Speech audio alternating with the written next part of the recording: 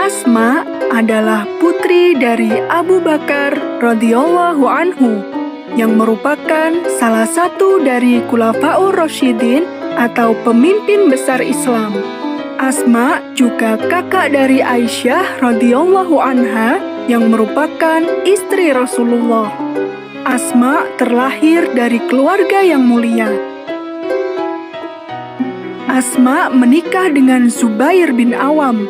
Sungguh pasangan suami istri yang mulia. Bagaimana tidak, Asma tergolong dalam 10 wanita pertama yang memeluk Islam, sedangkan suaminya tergolong dalam 10 sahabat yang paling dipercaya oleh Rasulullah. Keduanya bahkan mendapat jaminan surga. Kehidupan mereka berdua sangatlah sederhana.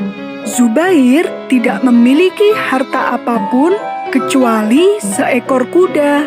Setiap hari, Asma lah yang merawat dan mencarikan rumput untuk pakan kuda.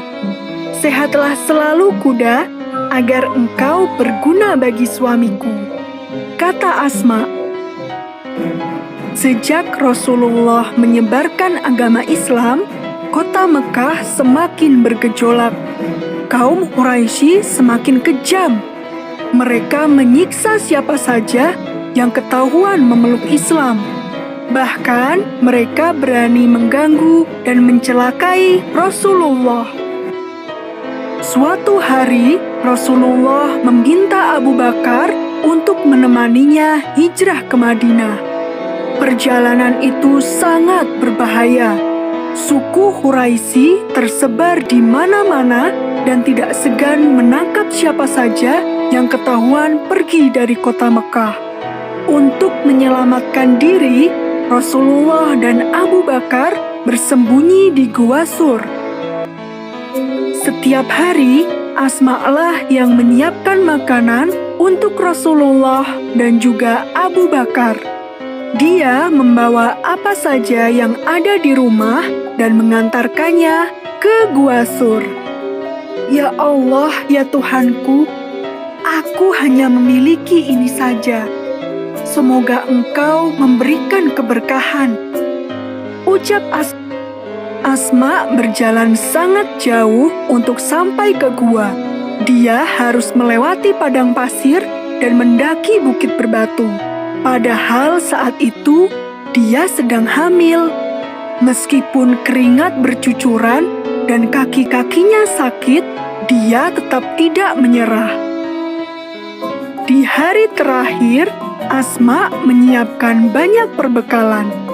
Hari ini, ayahnya dan Rasulullah akan berangkat ke Madinah. Namun, dia lupa membawa tali untuk mengikat bekal-bekal itu. Dia pun melepas ikat pinggangnya dan menyobek menjadi 2. Padahal dia tidak mempunyai ikat pinggang yang lainnya. Rasul pun mendoakan Asma, semoga Allah menggantikan selendangmu dengan 2 selendang di surga. Sejak saat itulah, Asma dikenal sebagai wanita pemilik 2 selendang. Setelah Rasulullah tiba dengan selamat di Madinah, beliau pun mengirimkan utusan untuk menjemput keluarga yang masih tertinggal di Mekah. Alhamdulillah, Asma begitu gembira karena bisa berkumpul lagi dengan Rasulullah serta ayahnya. Dalam perjalanan panjang itu, Asma melahirkan putra pertamanya di Quba. Bayi itu menjadi anak pertama kaum muhajirin di Madinah.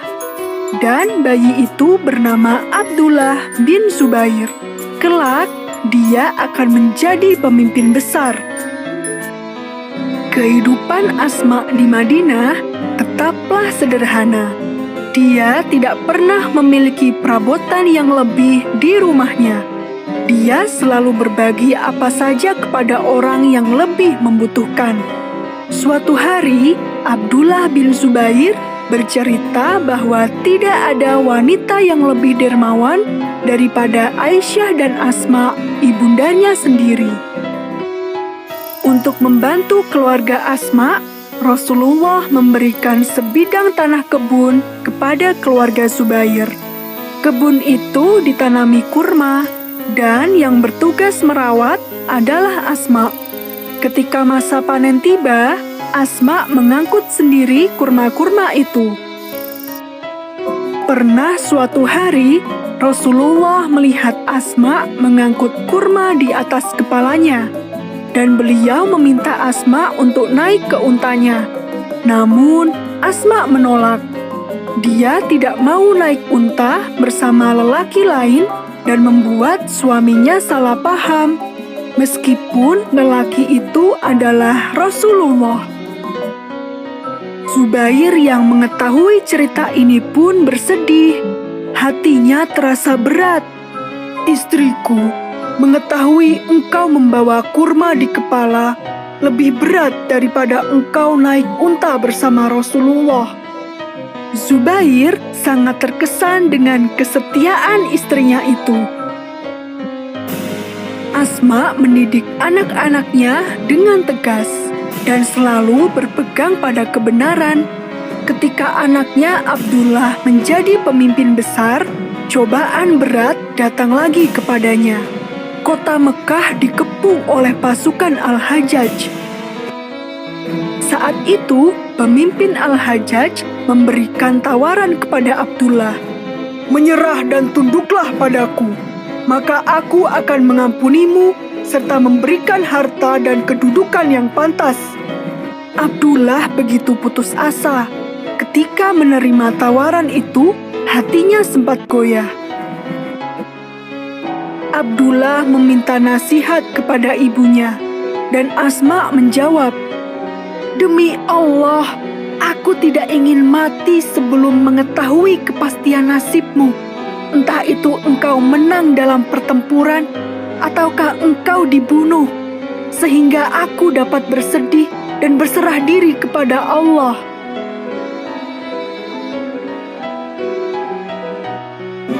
Mendengar jawaban ibunya, Abdullah pun memutuskan untuk terus berjuang. Dalam pertempuran itu, Abdullah meninggal dunia. Asma tetap tegar ketika mendengar kabar tersebut. Tak lama setelah putranya meninggal, Asma pun meninggal dunia. Beliau dimakamkan di Mekah.